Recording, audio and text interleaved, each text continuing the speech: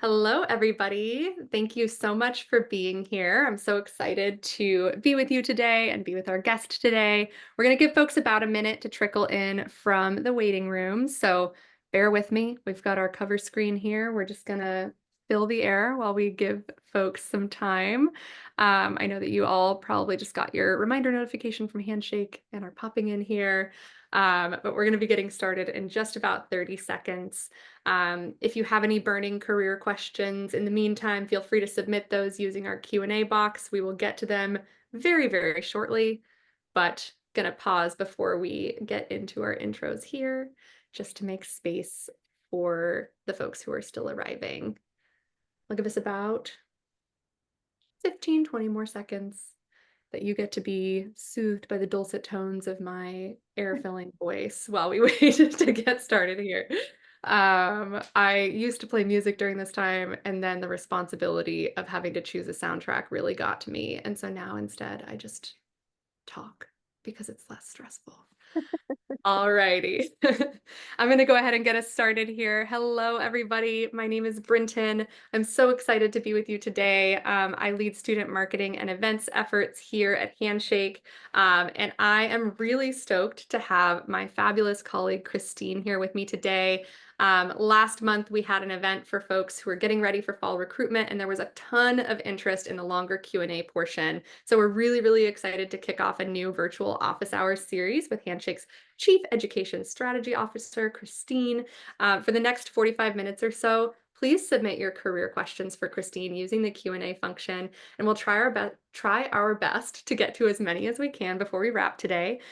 Anything we don't get to today, we will use to inform future sessions with Christine, content on the Handshake feed, and additional kind of career planning resources for you.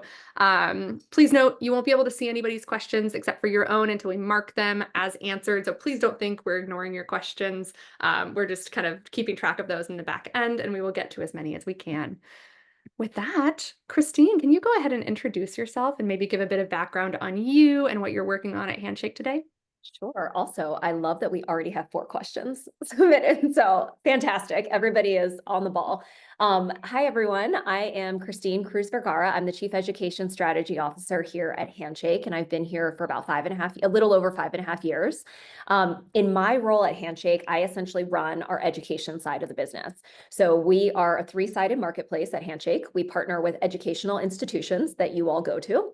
We partner with students like yourselves, and we also partner with employer partners. So 1/3 of the business are all the university partnerships that we have, and myself and my team have the pleasure of fostering and strengthening all of those relationships. Prior to my time at Handshake, I actually spent the whole decade and a half of my career, early in my career, working in higher education. And I worked in different career centers. I oversaw career centers at some different places. I've worked at all of the Georges in the DC area. So any students from the DC area, I've worked at GW, Georgetown, and George Mason. And I also worked as associate provost at Wellesley College outside of Boston, if we have any Wellesley students here today. Over the course of the first decade of my career, I have literally advised thousands of students on how to get their first internship or job, and I'm excited to answer some of your questions today. Amazing. I have never heard you phrase it like that before, working at all of the Georges. And that really gave me a chuckle. I was glad I was on mute. I'm so excited to dig in today. We are seeing a ton of questions rolling in on the back end. So we can dive into those shortly, but I wanted to give you a little bit of space right off the jump, or right off the top at the jump, to share if you have any kind of quick tips or tricks for folks who are in the fall recruitment season right now, in that application process, attending career fairs, thinking about trying to get hired this fall. Do you have any pieces of advice before we dig into some of those questions? Sure. I think the first thing to just note is that fall recruiting is often spoken about as like the busiest recruiting season. And that is for a couple of reasons. It is the busiest recruiting season because some of the industries that hire large amounts of students do the bulk of their recruiting in the fall. So if you're interested in finance, if you're interested in investment banking, if you're interested in management consulting, maybe some big tech, a lot of those companies do both their internship and their full-time recruiting in the fall. And so if you're interested in those areas, you're likely going through the process right now, and that's fantastic. Now, some of you are rooming or have friends that want to go into those areas, and you might be looking at them like, oh my God, am I so behind because I haven't done any of these things? And the answer is maybe not at all, depending on what industries you're trying to go into. If you're thinking about education, if you're thinking about nonprofit, if you're thinking about journalism, marketing, advertising, communications, like some of those areas do what I would call more like just-in-time hiring. So they're going to do more of their recruiting in the spring. So it's actually really important to know which industry are you trying to break into for what types of roles, and is the recruiting season heavier in the fall, or do you actually have a little bit more time until the spring? If you are unsure, one, we can share some of that information with you. But two, you can also go to your career center if you haven't gone there, and you can ask them so that they can inform you, okay, based on your interest in this area, this is typically when some of that recruiting would happen. I also don't want to give the misnomer that it's only fall or spring recruiting. There are some industries that just do rolling recruiting kind of throughout the year. And so you'll want to pay attention to that as well. So don't just bank on like only 2 seasons. It could also be a rolling recruitment process. That's super helpful and actually like speaks to some of the questions that have rolled in. I saw a question Okay, from a great. marketer who was feeling like maybe they were behind and they were worried that they might be behind in their job search process. So thank you for that. I want to dig into a lot of these questions because they are Sure. rolling in very quickly. Let's start off with how do I know which opportunities are for new grads, or how do I know which ones are entry level? Okay, so one easy way is that the majority of jobs that are posted on Handshake are entry-level positions. They are looking for early talent. Handshake was specifically created from the start to serve early talent. So if you're finding a job on Handshake, chances are you are eligible to apply for it. The second way that you can look is to actually read the qualifications around how many years of experience they're looking for. Now, some of you I know are already rolling your eyes because you're thinking, oh, every job I look at asks for like 1 to 3 years of experience, and I have 0. So does that essentially mean it's not entry level? No, it still means it's entry level. So a lot of people will say they want a couple years of experience or 1 to 3 years of experience. Still apply, totally fine. You can use your internship experience as part of your experience. You can use part-time jobs as part of your experience. You can also use course projects as part of your experience. So I know that that's confusing, but employers will often, of course, opt for more experience if they can get it. It doesn't mean that as an entry-level person, you can't apply though. You can still apply. Awesome. And that leads very well into our next question, which is how do I create a well-rounded resume for future jobs if I haven't had work experience yet? Okay, so if you have not had any work experience, I would have you look at a couple different areas. One is your courses and your course projects that you've worked on, especially if it's related to the field that you're interested in.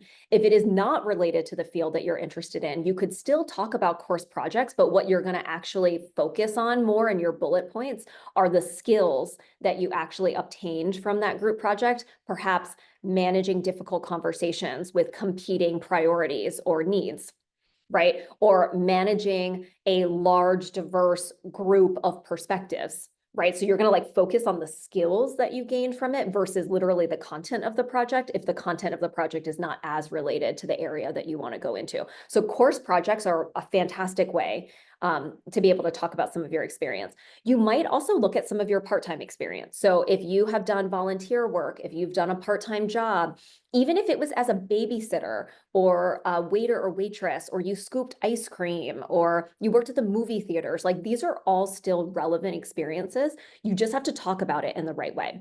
Every bullet in your resume should start with an action verb. I don't want to see any bullets that say responsible for X, Y, and Z. Instead, get right to the point, right? So delegated blank, coordinated blank, led blank, managed blank. Okay. And then what you're looking for is to be able to articulate and quantify what it is you did. So for babysitting, for example, you might have a bullet point that says that you managed priorities for a family while juggling 2 children under the age of 5. And you might talk about some of the other experiences. The most important thing you can do first is just write down literally what you did and then go back and you can refine those bullet points with action verbs and then quantify it whenever you can. So for example, if you talk about like you were at the movie theaters and you served large amounts of customers. Well, your large might be different than my large. So we should quantify that so that we're understanding each other on what large is, for example.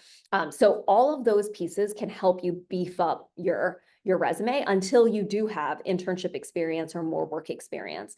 If you've done job shadowing, like literally visiting an employer for a day or a week and getting a chance, that's something else that you can also put on, not because it's direct experience, but because it shows your interest in some of those areas. So those are all different ways. If you have language proficiency, you can mention that as well. Those are all options for how you can do that. And again, if you haven't gone to your career center, just starting a draft, bringing it in and having them review and give you some feedback is another great way to get someone on the ground to have eyes on what you're creating.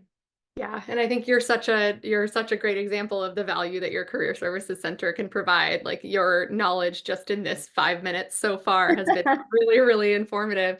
And to your point before, we have a couple of follow-up questions around kind of translating somewhat unrelated experience on paper to a job application, particularly in technical roles. So we have a question from Kieran that says, if I literally just have food service experience, should I put that on a resume when I'm applying for software engineering internships? I think there's a lot of ways to translate soft skills, like as you mentioned, communication, delegation. But when it comes to applying for technical roles, do you have any advice for folks who might have service industry experience? Sure. So Kieran, a few questions that I would have for you is one, what year are you? And two, how many like relevant courses have you already taken and how much of the hard skills have you already gotten under your belt? If your answer is I'm a junior or senior, I've taken at least one or two courses and I have some of those skills, then I would actually lead with that first. So what I would do is like you have your education at the top of your resume, then you're going to have a section called relevant experience, then you can have a section called additional experience. And in your relevant experience, I would actually highlight the courses that you've taken and some of the projects or the skills that you've gained from those courses. And I would highlight what some of the skills are. Like, let's say you do have certain coding language proficiency. Like I would note that a little bit higher. And then in your additional experience, if it is food service, for example, you can still have that. And then exactly as Brenton said, what I would highlight there is really about the soft skills that you know are also needed, even when you're in a technical role. You're in a technical role, you're still going to have to work within a squad. Like if you're an engineer, you work within a squad. You do things within sprints. You have to work with a manager. You have to work cross-functionally with product or with go-to-market teams. So talk about your ability to operate in a fast-paced environment, or talk about your ability to collaborate or to listen or to distill information in a way that is digestible. Or maybe you're someone who's technical that's really great at translating technical jargon into layman's terms for someone who's not technical, right? These are all examples of things that you can use to take what is seemingly unrelated and make it slightly more related to what it is you want to go into. I love that. That's such great advice. We're getting a lot of questions about networking, which I think is a very intimidating topic. Generally, I'm, in my 30s and intimidated by networking. Sorry, I'm going to ask two questions that maybe you Okay. could answer in one. Should I network before or after I apply for a role? And how do I identify the right people to network with? Is it Okay. actually helpful? In the past, it feels like it's led me nowhere, is what Okay. this asker. Yeah. Okay, great questions. Definitely before. So definitively before. And ideally, you're doing it so far before you even apply. So some of you that have maybe heard me before on like a Handshake 101, you've heard me talk about my 4 steps, but for those of you that are unfamiliar, I'm going to run through them really quickly. When you are doing a job search or an internship search, you can chunk almost every piece of advice anyone has ever given you into 4 steps, okay, to make it easy for you to remember. The first step is your documents. Resume, cover letter, profile. Okay, so that's like who you are, your docs. The second is research, micro and macro research. We'll talk about what that means. The third is networking. We'll talk about what that means and how to do it. And then the fourth is searching and actually applying for those jobs. Okay, the biggest mistake that I see students make over and over and over again is they do step one, they get their resume together or their profile together, and then they skip straight to step four and they apply, apply, apply, apply. And then they come back and they go, nothing's working. It's a big black hole. I'm not hearing back from anybody, right? The whole reason why it's not working is you're not doing enough of 2 and 3. Okay, so if that's what you're doing and it's not working for you, back it up and do steps 2 and 3. So step 2 is research. And what I mean by that is you need to do research not just on the micro job or role or position or company that you want to go to. You should do that research, but that's not all the research you need to do. You also need to do macro research on the industry or the job function that you're going into. So I believe some people in the comments, some of them are interested in marketing. So let's just take marketing as an example. You want to go into marketing. You should have done your research on sort of the overall marketing field. And do you want to go into demand gen marketing, or do you want to go into field marketing, or do you want to do X, Y, and Z marketing, right? Like there's so many digital types of marketing, various forms of marketing. You need to actually know more about those different pieces, and you need to be able to use the language and the lingo for that. You should also know who are some of the major associations related to marketers. Are you a part of them? Some of them have student membership fees, which could be really helpful to you to start getting plugged in.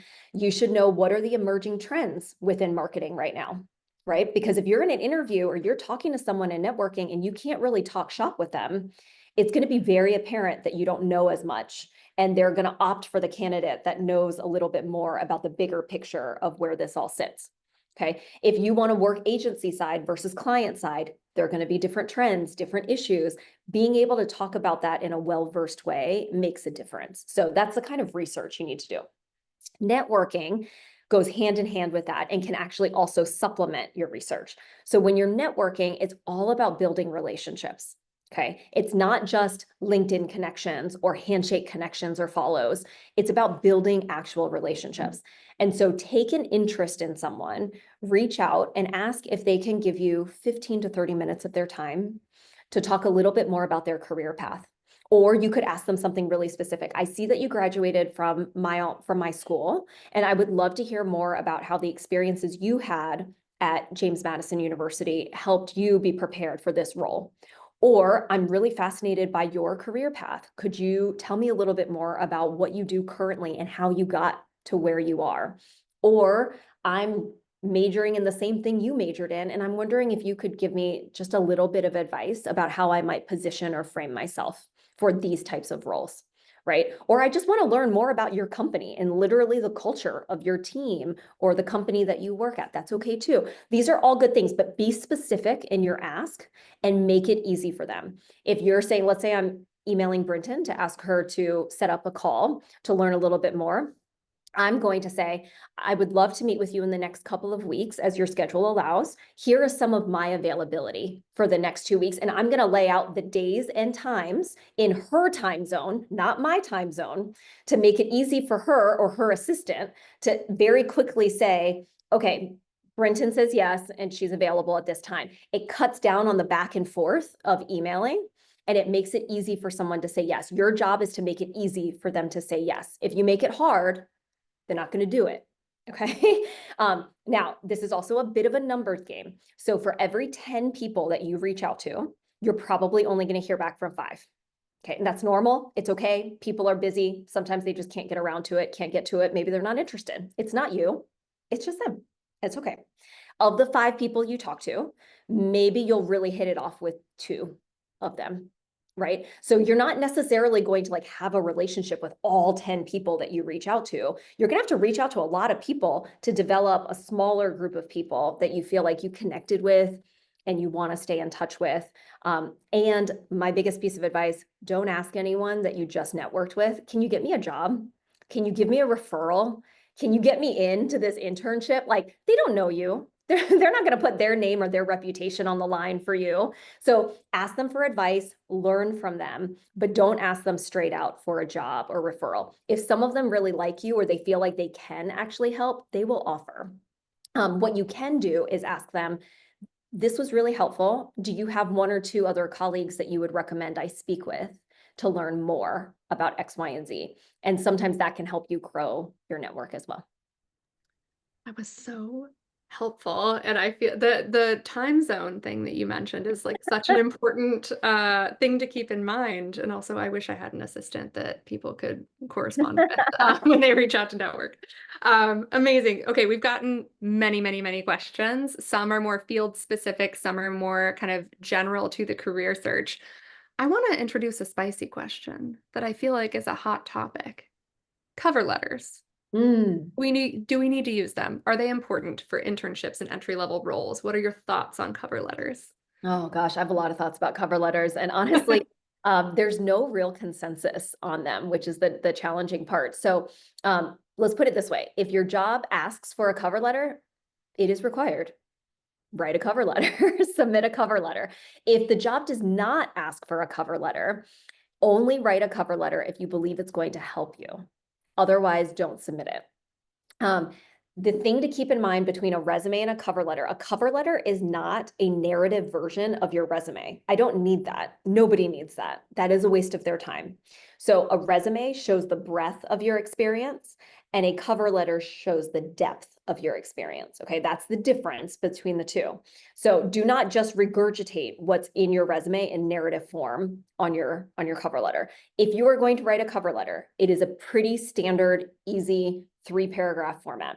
First paragraph is you identifying what role you are applying for at the company. And the second sentence is essentially like how you learned about the role. I learned about it through Handshake. I learned about it through Brinton, whatever. And then the third sentence is I believe my X, Y, and Z skills would be an asset to blank position. Your body of your paragraph is essentially you highlighting an experience or two that really showcases the skills that job description is looking for.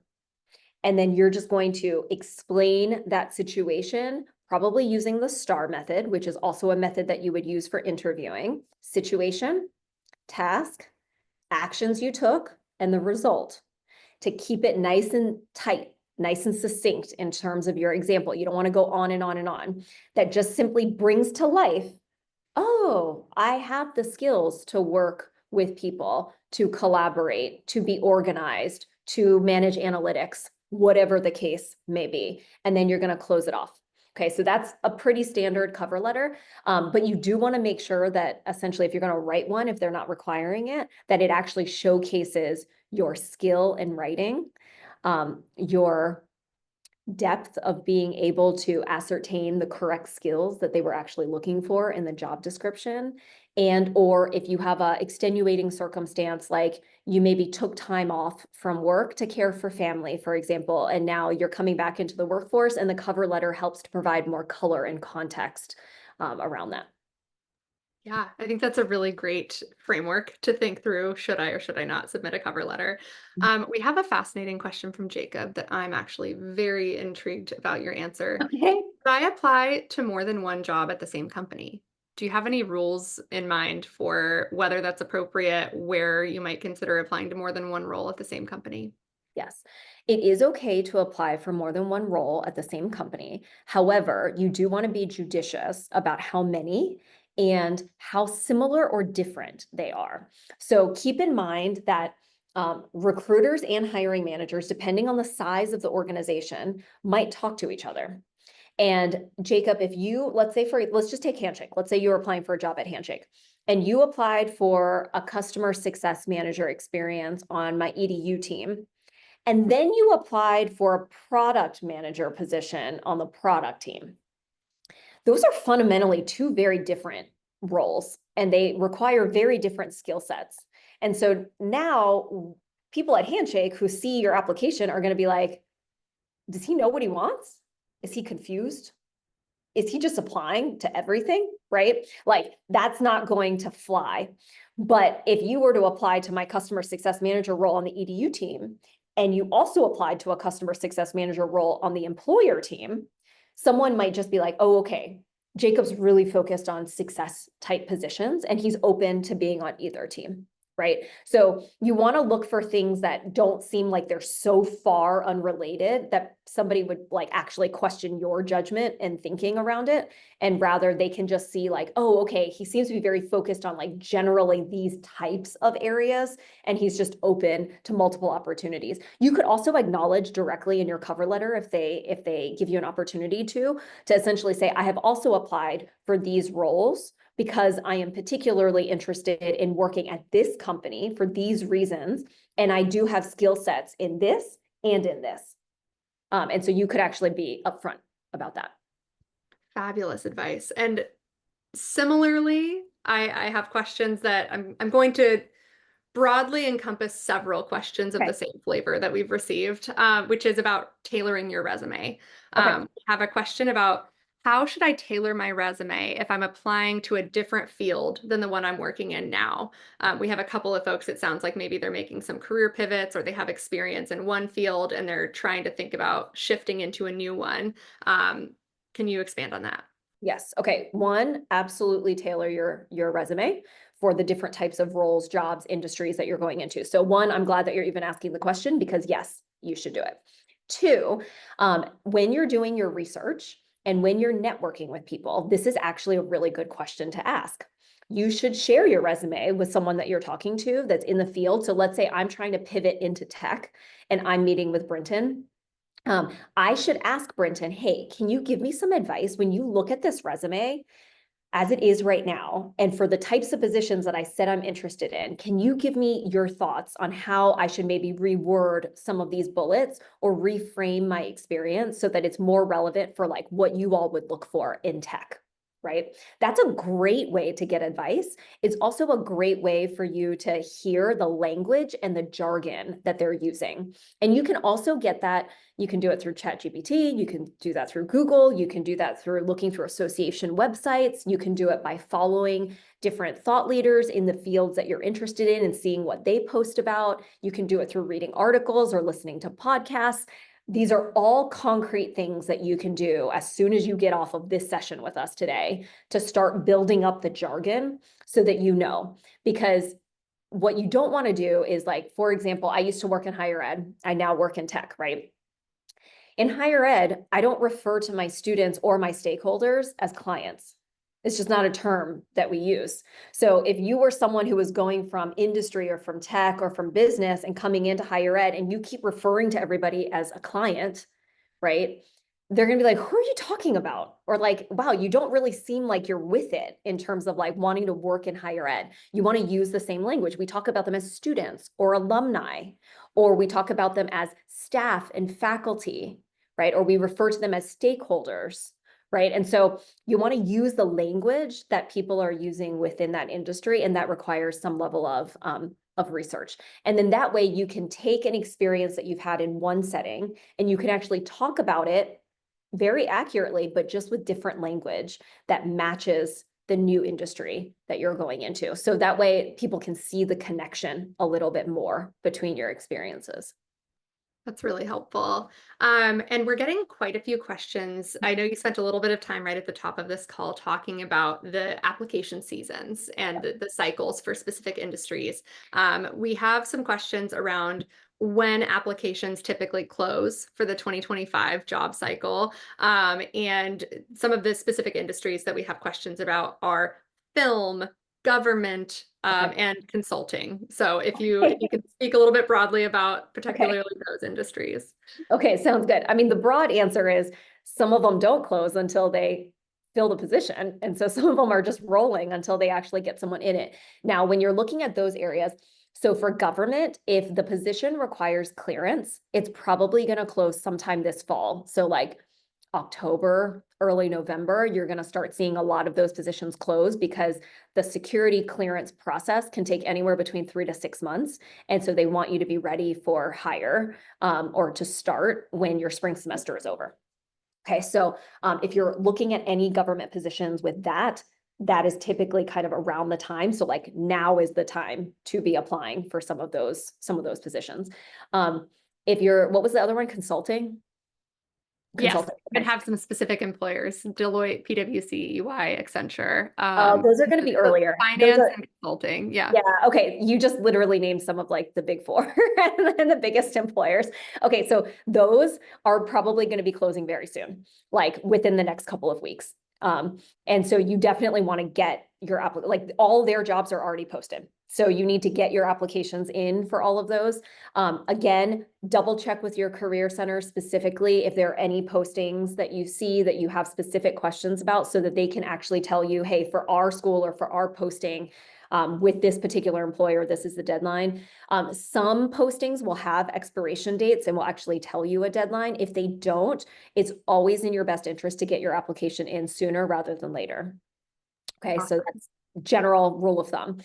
For film, that's usually rolling. So unless they note a deadline, it's usually like until they can actually fill the role. And so that's often going to go even into spring, depending on how big the role or the company is, right? Like if you're looking at DreamWorks versus like a smaller production company, probably majorly different deadlines because DreamWorks doesn't have trouble getting a whole lot of applicants and a lot of interest. So they could probably close it much sooner versus a smaller mid-sized production company that maybe isn't as well known or maybe isn't in LA, but is in Atlanta, like another hub for film, right? So you just want to like take all of those pieces into context. That's helpful. And for those who are in these specific fields that they're looking for opportunities and applications for potentially hiring cycles that are closing shortly. Sorry, Mhm. stumbling on my words. Do you have any recommendations for where one can find resources for recruiting events in their specific industry? And I know that this will vary by school, and I know that some folks, if you're here, you've been looking on Handshake for events, which is a Yep. good place to start. But I'd love to hear your thoughts there. Yeah, definitely. Okay, for sure. Number one, talk to your school and make sure you're not missing out on any of the events or programs that they have actually scheduled for you. I know at the schools that I've worked at, we used to host upwards of like 200 plus events a year. So if you only know about a few, you may be missing out on some. And some of them might not be relevant to you because it could be in an industry that you don't want to go into, which is fine. But just go ask and just make sure that you're not missing on any of those. Many schools do post their events in Handshake. So I always think Handshake is a great place to start and then also go talk to them as well, just to like cover your bases. If your school doesn't have as many events in that area, then Handshake is a great second place to look because we have a lot of employers that will host virtual events across multiple schools. So then that way you might be able to get into a really great virtual event that's related to your industry or the employer you're interested in, even if they don't physically go to your school as well. So definitely recommend that. Brinton actually is hosting a whole bunch of different student events where she's bringing in recruiters and employers for different industry areas. So just keep a lookout for some of the events that we're hosting as well. We can help supplement what your school is doing. Then I would also look locally to see if you have a chapter of whatever industry you're interested in. So I'll stay with the marketing example since we used that as an example earlier in today's call. The American Marketing Association is one of many associations for marketers. You could look there and look to see if they have regional or local chapters. And then you could go to those websites and see if they have regional or local events, right? These are all options for what you could be looking for. You might also want to just do like a quick Google search for your region or your city and see if there are other organizations that you might be unfamiliar with that are also hosting networking nights or meetings or things like that. To help supplement. And then I always think the easiest is literally doing a search for students or alumni that have some of your interest areas and just doing one-on-one conversations as well. I personally get so much out of one-on-one conversations. That's awesome. Thank you. I want to get into a couple of more specific, like field specific questions that Yep. have a sense of urgency to them that I think might Okay. benefit I hope the, I can help. yes. This question says, Hi, Christine. I'm graduating as an electrical engineer and I love my major, but now that I'm looking for jobs, I feel so confused and overwhelmed. I don't really know how to find conviction to work for a specific company or even in a certain industry of electrical engineering. I feel like this is very important to address right now before I start career fairs. Can you please help? For sure.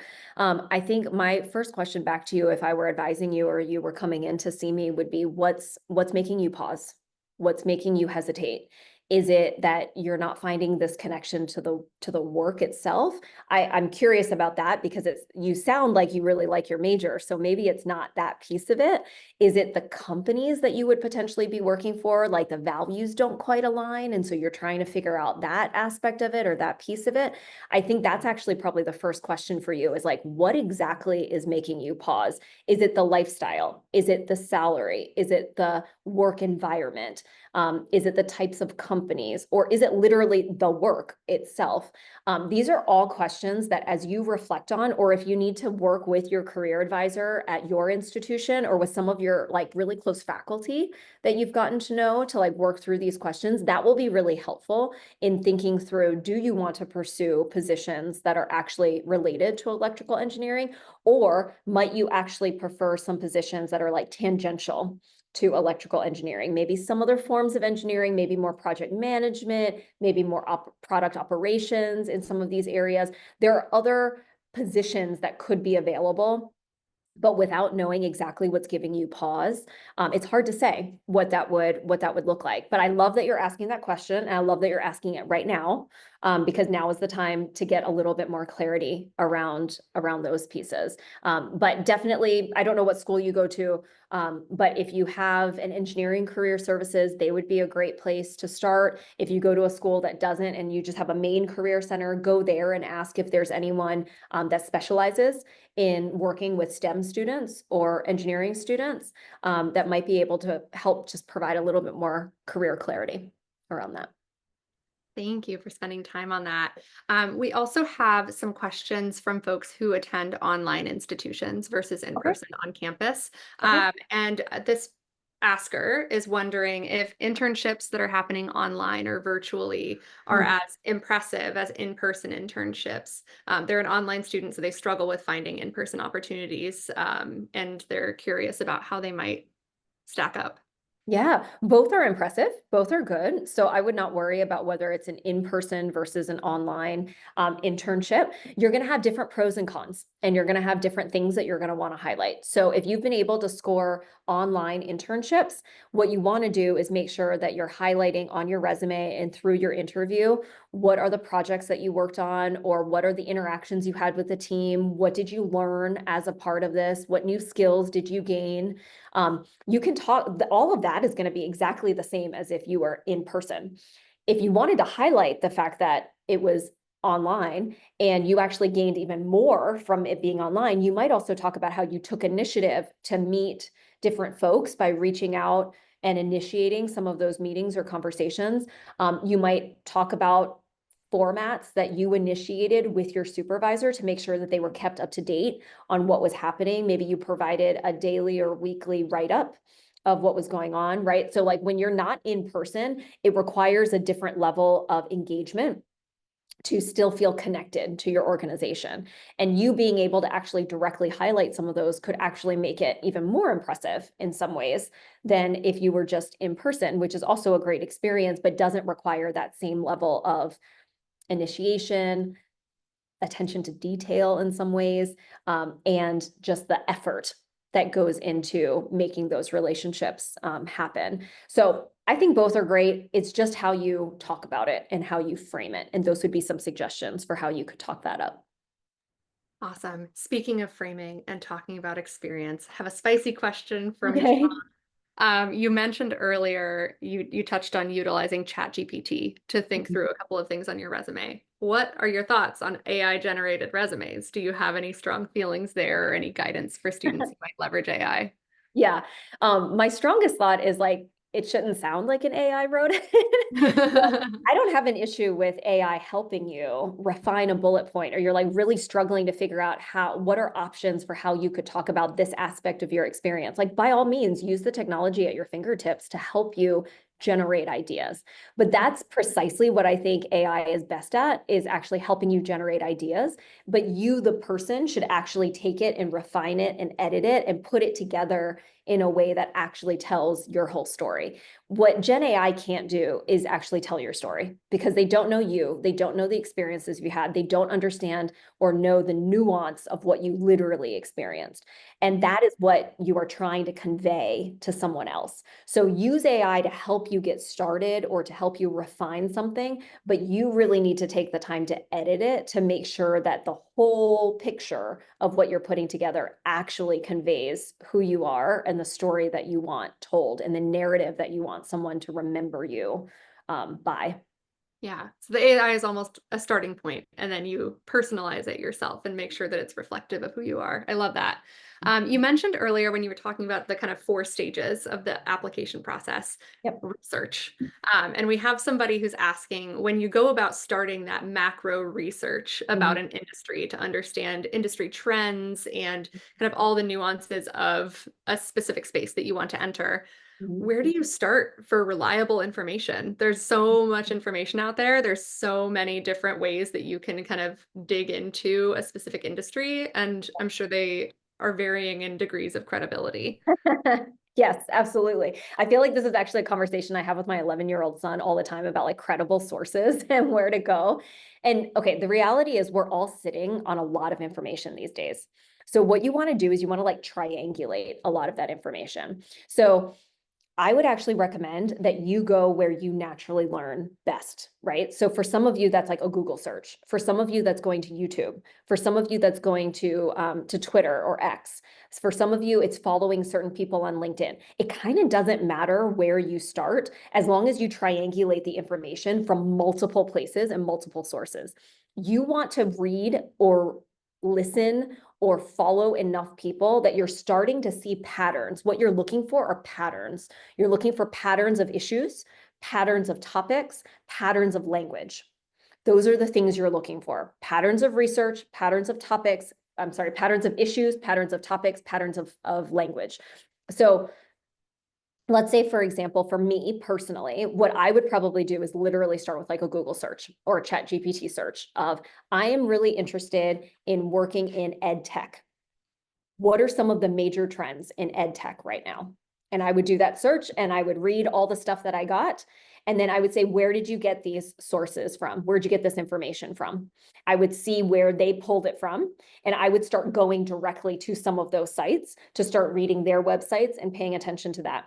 I would also start following different names that I keep seeing over and over again from major ed tech founders or execs or things like that. And I would start paying attention to like, oh, interesting. They keep talking about these topics. I should go read more about those topics specifically. Or maybe now I see, oh, this person spoke on this podcast. Is this a podcast that maybe I should be following or reading more of, right? A lot of the industries that we are interested in have publications related to our industry. So if you're interested in higher education, for example, the Chronicle of Higher Education is a fantastic source that you should be reading those articles day to day. You should be reading Inside Higher Ed day to day, right? Like those are places that you can go to get the news.